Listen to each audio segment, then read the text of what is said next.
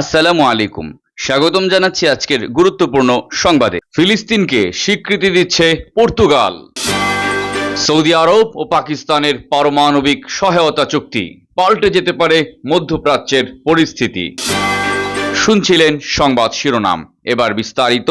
তার আগে অনুরোধ থাকবে, ফিলিস্তিনের পক্ষে থাকলে অবশ্যই কমেন্টে ইয়েস লিখবেন, লাইক এবং কমেন্ট করে জানিয়ে দেবেন আপনার মূল্যবান মতামত। স্পেন, আয়ারল্যান্ড ও নরওয়ের পর ইউরোপের আরেক দেশ পর্তুগাল এবার ফিলিস্তিনকে রাষ্ট্র হিসেবে স্বীকৃতি দিচ্ছে। আগামীকাল রোববার আনুষ্ঠানিকভাবে এই স্বীকৃতি দেওয়া হবে বলে এক বিবৃতিতে জানিয়েছে দেশটির পররাষ্ট্র মন্ত্রণালয়। সৌদি আরবের সঙ্গে প্রতিরক্ষা চুক্তি করেছে পাকিস্তান। পারমাণবিক শক্তিধর একমাত্র মুসলিম দেশ পাকিস্তানের সঙ্গে এই চুক্তি মধ্যপ্রাচ্যের ভূরাজনীতির গতি প্রকৃতি বদলে দেবে বলে অনেকে ধারণা করছেন। পাকিস্তানের প্রতিরক্ষামন্ত্রী খাজা মোহাম্মদ আসিফ বলেছেন, দুই দেশের নতুন প্রতিরক্ষা চুক্তির অধীনে প্রয়োজনে পাকিস্তানের পারমাণবিক কর্মসূচি সৌদি আরবের জন্য সহজলভ্য করা হবে।